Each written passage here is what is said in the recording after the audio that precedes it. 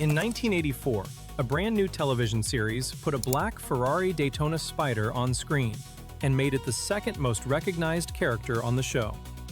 By 1986, the Italian factory that built the original Daytona had filed a federal trademark lawsuit demanding that the car be destroyed. By 1987, the production had blown it up on camera with a rocket launcher, and in exchange, Ferrari had sent them 2 brand new Testarossas, the most expensive corporate apology in television history. This is the story of how a Chevrolet Corvette wearing a fiberglass body kit forced Enzo Ferrari into a federal courtroom, and how the lawsuit that followed gave Miami Vice the most iconic car of the 1980s.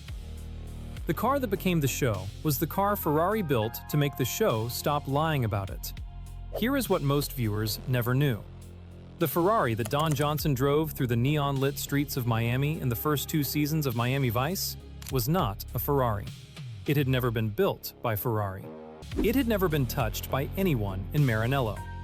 It was a 1972 Chevrolet Corvette with custom-fabricated fiberglass panels glued to it, finished to look, at a distance, in motion, under TV lighting, like a 1972 Ferrari 365 GTS/4 Daytona Spyder. The deception lasted just long enough to make the imposter famous, and that fame is what brought the lawyers. What happened next is one of the strangest cause-and-effect chains in television production history. A federal lawsuit, a corporate threat from Italy, an on-screen execution, and a settlement paid in 2 factory-fresh Testarossas. Stay with me. The legal stakes here are real, and they're the reason the white Testarossa exists on television at all. Start with the original mistake. When Miami Vice went into pre-production in 1984, the producers approached Ferrari North America directly. They wanted authentic Ferraris for their detective protagonist, Sonny Crockett. The pitch made sense. A cocaine-era Miami Vice cop driving a confiscated drug runner's exotic was exactly the kind of premise Ferrari should have wanted associated with its brand.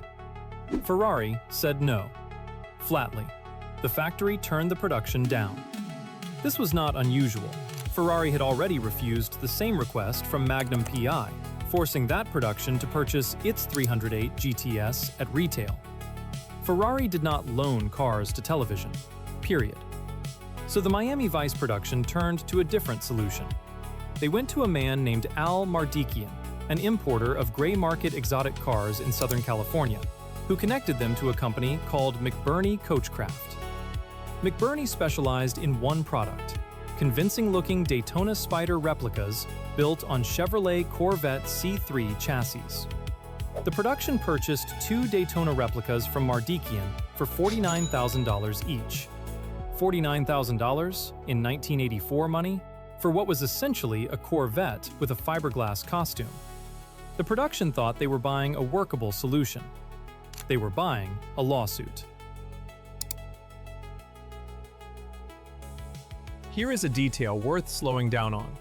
The very first appearance of the Daytona in the Miami Vice pilot is not a McBurnie replica. It is a real 1972 Ferrari Daytona Spyder, on screen for about 10 seconds, stationary, with Crockett sitting inside reading a newspaper. The production rented an actual Ferrari for the pilot to establish the look, and then quietly swapped to the replicas for every episode that followed. The replicas had problems even before the lawyers arrived. The primary car, designated Car 1 by the production, had been built on a wrecked Corvette that was 2 inches shorter on one side than the other, a manufacturing defect McBurnie had baked into his original templates. The fiberglass panels were not symmetrical. Most viewers never noticed because the camera angles never let them see both sides of the car in the same shot. But the imposter, photographed from any consistent angle, was visibly wrong. None of that mattered for 2 full seasons. The black Daytona became one of the most recognized cars on American television. T-shirts, lunchboxes, magazine covers. The Daytona was, by 1985, a Ferrari icon. Except, it wasn't a Ferrari. The lawsuit that ended the Daytona did not come from a marketing department or a brand manager. It came from the top of the company. Reports from the era placed the decision with Enzo Ferrari himself, the founder, then in his late 80s, who reportedly became personally outraged that a counterfeit Daytona was generating more brand fame than the real ones. The legal case Ferrari built was a federal trademark infringement claim. The official citation is Ferrari SPA versus McBurnie Coachcraft, filed in the Southern District of California, and it targeted not just McBurnie, but 4 other replica builders simultaneously.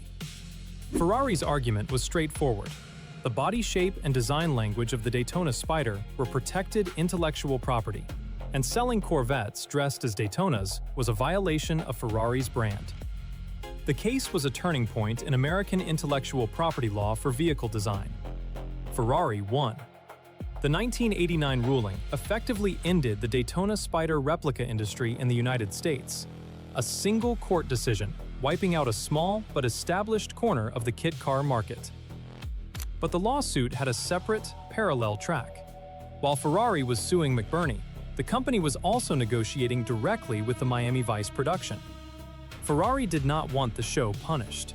Ferrari wanted the imposter off the air. And the company was prepared to pay for that outcome. Here is what the production agreed to. The McBurnie Daytonas would be removed from the show.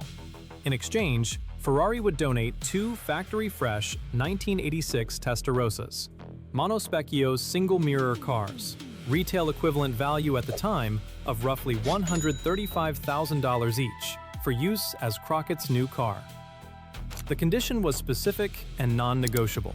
The Daytona replicas had to be visibly destroyed on screen. Ferrari wanted the imposter killed in public, in front of the audience that had spent 2 seasons believing it was real. The producers added one final twist. They asked Ferrari to let them keep the Daytonas long enough to film a proper on-screen death. Ferrari agreed. And in the Season 3 premiere, an episode titled When Irish Eyes Are Crying, Sonny Crockett's Daytona is destroyed in a staged ambush. A rocket-propelled grenade strikes the car during an illegal arms deal. The Daytona is engulfed in flame. The replica era ends in a single shot. Except, and this is the detail almost no one catches, the production cheated even at the funeral. The car blown up on screen was not one of the original 2 Daytonas. It was an empty body shell. The actual replicas were preserved, and one of the originals is reportedly still in private collector hands today. The Testarossas, meanwhile, arrived from Italy painted black with beige leather interiors. Producer Michael Mann took one look and ordered them repainted white. Mann's reasoning was specific to the show's production style. Miami Vice shot heavily at night, against dark Florida skylines, under neon lighting. A black Ferrari disappeared into those backgrounds. A white Ferrari glowed against them. 2 donated Ferraris, one Michael Mann paint decision, and the most recognizable car of 1980s television was born.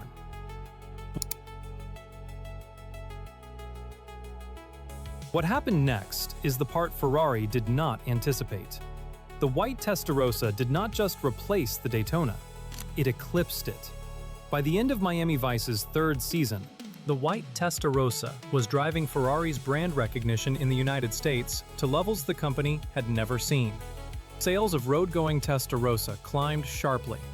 The monospecchio variant became a collector's grail.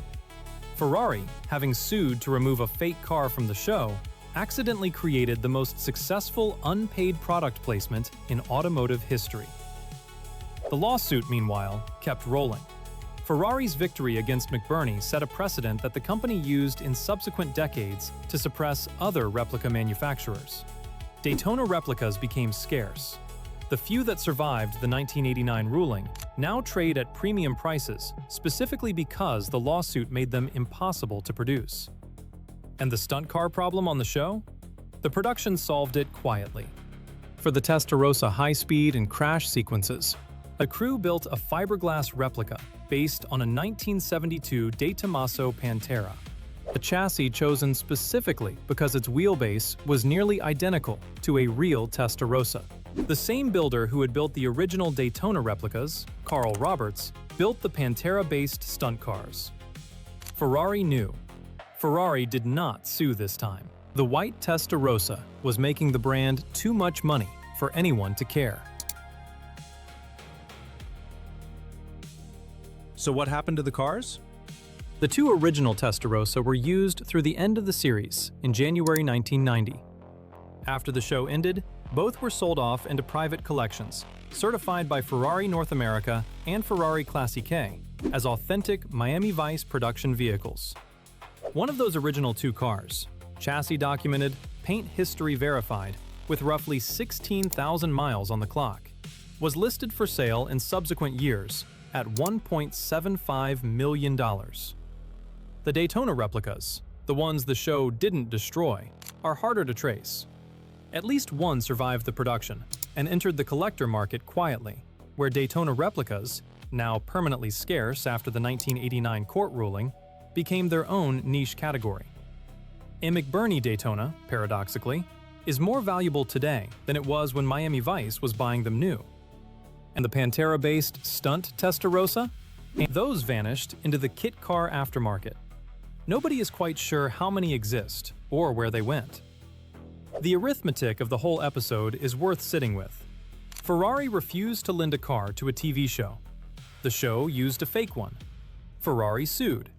The fake got destroyed. Ferrari donated 2 real cars to replace it. The real cars made Ferrari more famous than any deliberate marketing campaign could have. And 40 years later, the car the company sent as a legal settlement is worth nearly $2 million at auction. That's the paradox at the heart of the Miami Vice Ferrari story. Ferrari spent the 1980s fighting to keep its brand off a television show. And in winning that fight, Ferrari created the most successful piece of brand placement in the company's history. The white Testarossa was not earned. It was forced into existence by a lawsuit, repainted by a producer's note, and donated as a settlement. And it became the car that defined the decade. Every part of that chain mattered. Pull any one link out: Ferrari's original refusal, the McBurnie replicas, the federal trademark suit, the rocket launcher destruction, Michael Mann's white paint demand, and the iconic Testarossa never reaches the screen. The most famous Ferrari of the 1980s exists because Ferrari sued to make it exist. If this kind of corporate and legal car history is why you watch Real Iron, hit subscribe. We work through the actual production stories behind the cars that became television stars, what they cost, who fought over them, and what they were worth when the cameras stopped. Drop a comment with the next car you want investigated. I read every one. Thanks for riding along. I'll see you in the next one.